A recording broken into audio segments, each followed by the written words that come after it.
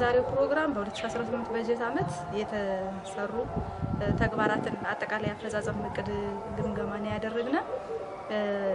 እውነት ለመናገር በ2018 በጀት ዓመት ተቋማት በርካታ ስራዎች ተሰርተዋል።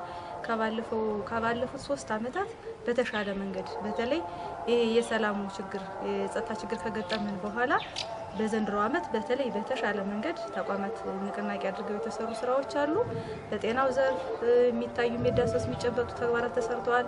በውሃና ኢነርጂ ተቋም ዘርፍ በርካታ ስራዎች ተሰርተዋል። በመንገድ ጥገናና በአዲስ በመገንባት ዘርፍ በርካታ ስራዎች በግብርናው በእንስሳት ሀብት ጽሕፈት ቤት አካባቢ በጣም ምርጥ ስራዎች ተሰርተዋል።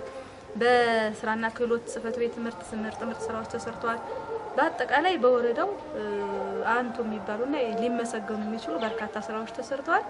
እነዚህን በጥንካሬ ያዝናቸው እንዳለ ይዘን በቀጣይ በጉድለት የታዩ በየተቋሙ በክፍተት የታዩና የእቅድ አፈጻጸሙ ላይ ጉድለት የታየባቸው ተቋማት ደግሞ በቀጣይ እንዲስተካከሉ ያልተሰሩ ተግባራትን እንዲሰሩና ህዝባችንን መጥቀም መቻል እንዳለብን ከአገልግሎት አሰጣጥ አንፃር ሪፖርትን በአግባቡ ከማድረስና ታማኝነት ያለው ሪፖርትን ከማቅረብ አንፃር ተቋማት የተሻለ ስራ መስራት መቻል እንዳለባቸው ይሄንን ደግሞ ፕላንና ልማት ጽሕፈት ቤት ጥብቅ ቁጥጥርና ክትትል ድጋፍ እንደሚያደርግ በግልጽ በመድረኩ ያሳየንበት ስለሆነ በቀጣይ የተሻለ ስራ እንሰራለን ብዬ አስባለሁኝ።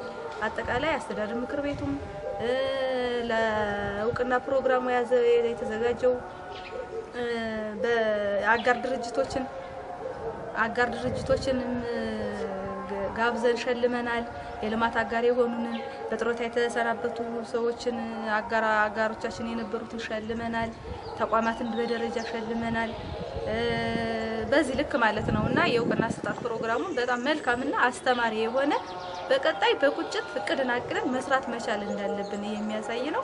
በአጠቃላይ በ2018 በጀት ዓመት የአሻጋሪ እድገትና የዘላቂ ልማት እቅድ በቁጭት የታቀደበትና በተግባር አፈጻጸሙ ደግሞ የተሻለ አፈጻጸም ህዝባችን የጠቀምንበትና ምርጥ የሚባሉ ስራዎች የተሰሩበት ነው። በቀጣይ የሰላሙን ሁኔታ በጋራ እየሰራን ትምህርትም እንዲጀመር በተለይ በ2019 በጀት ዓመት የትምህርት ዘርፉ ላይ የገጠመን ችግር ማስተካከል መቻል እንዳለብን ከላይ እስከታች መዋቅሩ የተነጋገርንበትና የወሰንበት ነው። በቀጣይ 2019 በጀት ዓመት ደግሞ ከዚህ የበለጠ ስራ ሰርተን ህዝባችን ተጠቅሞ ሀገራችን የምታድግበት ወረዳችን፣ ክልላችን፣ ህዝባችን ሀገራችን የምታድግበትን ውይይት ነው ያደረግነው ማለት ነው። እንዳጠቃላይ መድረኩ በጣም የተሳካ የተሻለ ከዚህ በፊት ካካሄድናቸው መድረኮች የተሻለና አስተማሪ መድረክ ነበር ማለት ይቻላል። አመሰግናለሁ።